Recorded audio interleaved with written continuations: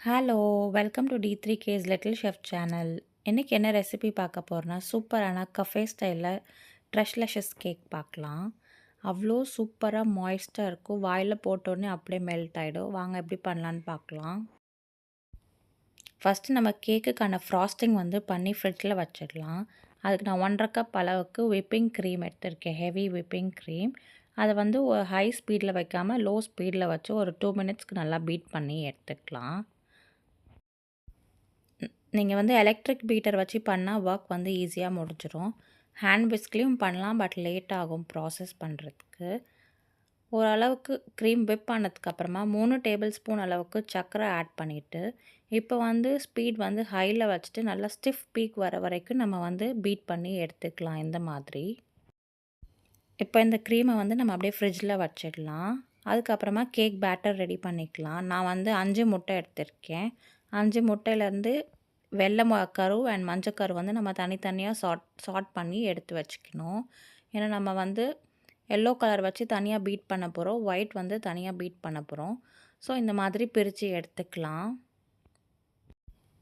கொஞ்சம் பொறுமையாக பண்ணால் ஈஸியாக பண்ணிடலாம். இப்போ ஒரு பவுலில் நம்ம மஞ்சக்கரு எடுத்துருக்கோம் இல்லையா, அதை ஆட் பண்ணிக்கலாம். ஆட் பண்ணி நல்லா எலக்ட்ரிக் பீட்டர் வச்சு ஸ்லோ ஸ்பீடில் ஒரு 2 மினிட்ஸ்க்கு நல்லா பீட் பண்ணி எடுத்துக்கலாம். இப்போ பார்க்கும்போது நல்லா பிரைட் எல்லோவாக இருக்குது. ஒன்ஸ் நம்ம பீட் பண்ணதுக்கப்புறமா லைட்டாக எல்லோ மாறி பேலாக இருக்கும். அந்த ஸ்டேஜ் வரைக்கும் நம்ம பீட் பண்ணி எடுக்கணும். இப்போ 1/2 கப் சர்க்கரை நம்ம ஆட் பண்ணிக்கலாம். இந்த ரெசிபிக்கு டோட்டலாக 1 கப் சர்க்கரை தேவைப்படும். நம்ம எல்லோவில் 1/2 கப் சர்க்கரை அண்ட் வெள்ளைக்கருவில் 1/2 கப் சர்க்கரை ஆட் பண்ணி நம்ம பீட் பண்ணிக்கலாம். நம்ம போட்ட சர்க்கரையெல்லாம் நல்லா கரைஞ்சி நல்லா ஸ்டிஃப் பீக் ஆகி இந்த மாதிரி நல்லா க்ரீமியாக நம்ம பீட் பண்ணி எடுத்துக்கலாம். கரெக்டாக ஒரு 4 மினிட்ஸ் டைம் ஆகும் பீட் பண்ணுறதுக்கு. இதை பீட் பண்ணிவிட்டு நம்ம ஓரமாக வச்சிடலாம். அதுக்கப்புறமா எலக்ட்ரிக் பீட்டரோட ஸ்டாண்டை நல்லா வாஷ் பண்ணிவிட்டு நம்ம அடுத்த ப்ராசஸ் பண்ணலாம். அடுத்த ஒரு பவுலில் நம்ம ஆல்ரெடி வெள்ளைக்கரு பிரித்து வச்சுருக்கோம் இல்லையா, அதை ஆட் பண்ணிவிட்டு லோ ஸ்பீடில் இந்த மாதிரி நுரை வர வரைக்கும் நம்ம பீட் பண்ணி எடுத்துக்கலாம். ஒன்ஸ் நுரை வந்ததுக்கப்புறமா அந்த ஃபோமி டெக்ஸ்டர் சொல்லுவாங்க, அது வந்ததுக்கப்புறமா மிச்சம் இருக்க 1/2 கப் சர்க்கரையும் ஆட் பண்ணிவிட்டு நல்லா பீட் பண்ணி எடுத்துக்கலாம். நீங்கள் எப்படி எடுக்கும் போது அது விழாமல் இருக்கணும். அந்த அளவுக்கு நம்ம நல்லா ஸ்டிஃப் பீக்காக பீட் பண்ணி எடுத்துக்கலாம் இந்த மாதிரி. இதுவும் கரெக்டாக ஒரு 4 மினிட்ஸ் தான் ஆகும் நமக்கு பீட் பண்ணுறதுக்கு ஹை ஸ்பீடில். இந்த ரெடி பண்ண மிக்ஸ்சரை ஓரமாக வச்சுட்டு நம்ம ஆல்ரெடி மஞ்சக்கரு பீட் பண்ணோம் இல்லையா, அதில் நம்ம ட்ரை இன்க்ரீடியன்ட்ஸ் எல்லாத்தையும் ஆட் பண்ணிக்கலாம். 1 கப் மைதா மாவு, 1 1/2 teaspoon baking powder and 1/4 teaspoon உப்பு ஆட் பண்ணிக்கலாம்.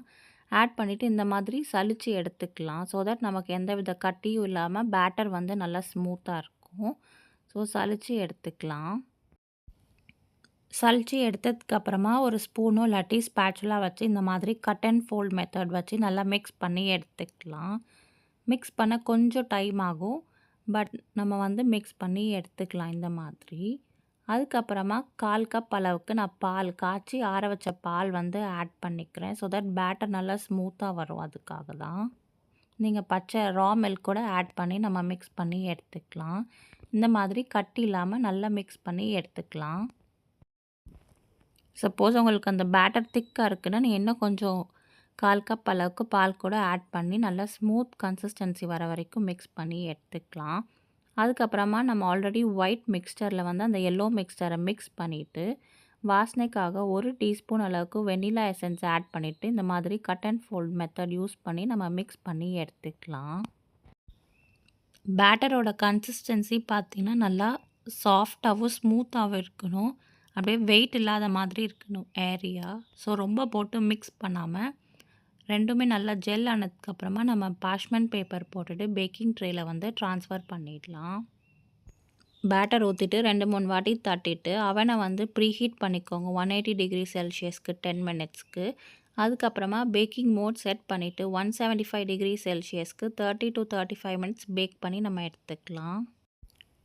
அடுத்து நம்ம ஒரு கேக் சிரப் பண்ணிக்கலாம். இந்த கேக்குக்கு மெயினானதே இது தான். அதுக்கு 1/4 கப் அளவுக்கு ஹெவி க்ரீம் ஆட் பண்ணிவிட்டு 200 ml sweet and condensed milk நம்ம ஆட் பண்ணிக்கலாம். அதோட 300 ml அளவுக்கு நான் பால் ஆட் பண்ணியிருக்கேன். பட் இந்த ரெசிபிக்கு இவாப்பரேட்டட் மில்க் தான் ஆட் பண்ணுவாங்க. பட் நம்ம பாலும் ஆட் பண்ணி பண்ணலாம், தப்பு இல்ல. நான் வந்து காய்ச்சி ஆற வச்ச பால வந்து ஆட் பண்ணியிருக்கேன். 3த்தையும் ஆட் பண்ணி இந்த மாரி விஸ்க் வச்சு நல்லா விஸ்க் பண்ணி எடுத்து இதையும் ஃப்ரிட்ஜில வச்சிடலாம். இப்போ பார்த்தீங்கன்னா, நம்ம கேக் வந்து சூப்பரா பேக் ஆயிடுச்சு. கேக் எப்படி வெந்திருக்குன்னு பார்க்க ஒரு ஸ்டிக்கோ இல்லாட்டி நைஃப் இன்சர்ட் பண்ணி பார்க்கும்போது, அது அப்படியே க்ளீனா வரணும். ஸோ தட் நமக்கு பேக் ஆயிடுச்சுன்னு அர்த்தம். எனக்கு கரெக்ட்டா 32 மினிட்ஸ்ல பேக் ஆயிடுச்சு. இப்போ நம்ம போட்ட பார்ச்மென்ட் பேப்பர் எல்லாத்தையும் ரிமூவ் பண்ணிவிட்டு, நான் பேக்கிங் ட்ரேல வந்து நான் கேக்க வந்து மாத்திட்டேன். மாத்திட்டு இந்த மாதிரி ஃபோர்க் இல்லாட்டி ஸ்டிக் வச்சு நல்லா இந்த மாதிரி கேக்கில் வந்து ஹோல்ஸ் போட்டுக்கலாம். ஸோ தட் நம்ம அந்த கேக் சிரப் ஆட் பண்ணும்போது நல்லா கேக்கில் வந்து அப்படியே உள்ளே எல்லாமே இழுத்து நல்லா ஜெல் ஆகி மாய்ஸ்ட்டாக இருக்கும். மெயினாக நம்ம கேக் நல்லா ஆறுனதுக்கு அப்புறம் தான் இதை வந்து மேலே ஊற்றணும். இல்லாட்டி சூடாக இருந்தால் நல்லா இருக்காது. அட் த சேம் டைம் நம்ம cake syrup and frosting cream வந்து கண்டிப்பாக வந்து ஃப்ரிட்ஜில் ஒரு 1 ஹவர் வச்சுட்டு அதுக்கப்புறமா இந்த ப்ராசஸ் பண்ண ஆரம்பிங்க.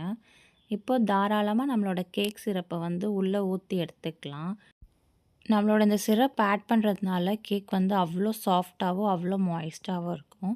அதுக்கப்புறமா நம்ம ஆல்ரெடி பண்ண ஃப்ராஸ்டிங் க்ரீம் இருக்கு இல்லையா, அதை வந்து நல்லாவே மேலே அப்ளை பண்ணிக்கலாம் ஒரு கோட்டிங்க்காக. இது இல்லாமலும் நம்ம சாப்பிடலாம். பட் இதோட சாப்பிடும்போது நல்லா அப்படைசிங்காக இருக்கும் அண்ட் பார்க்குறதுக்கும் சூப்பராக இருக்கும். ஸோ இந்த மாதிரி கேக்கில் மேலே வந்து க்ரீம் நல்லா அப்ளை பண்ணிவிட்டு நீங்கள் ஃப்ரிட்ஜில் வந்து ஒரு 10 மினிட்ஸ்க்கு நல்லா வச்சு செட் பண்ணி எடுத்துக்கோங்க. அண்ட் மேலே நல்லா ஈவனாக ஸ்ப்ரெட் பண்ணி எடுத்துட்டு, அதுக்கப்புறமா ஃப்ரிட்ஜ்லேருந்தே எடுத்துட்டு ஸ்ட்ராபெர்ரியோ இல்லாட்டி செர்ரீஸோ, பெர்ரீஸோ வந்து நம்ம மேலே இந்த மாதிரி கார்னிஷ் பண்ணிவிட்டு சாப்பிடலாம். இது வந்து ஆப்ஷனல் தான். பட் பார்க்குறதுக்கு சூப்பராக இருக்குன்றதுனால நான் இந்த மாதிரி பண்ணிக்கிறேன். உங்களுக்கு என்ன ஃப்ரூட் பிடிக்குமோ நீங்கள் அதை வச்சு நீங்கள் கூட கார்னிஷ் பண்ணிவிட்டு சர்வ் பண்ணலாம். பட் இந்த ஒயிட் அண்ட் ரெட் காம்பினேஷன் வந்து சூப்பராக இருக்கும் பார்க்குறதுக்கும் அண்ட் டேஸ்ட்டும் செமையாக இருக்கும். ஸோ இது மாதிரியே நீங்கள் ட்ரை பண்ணி பாருங்கள்.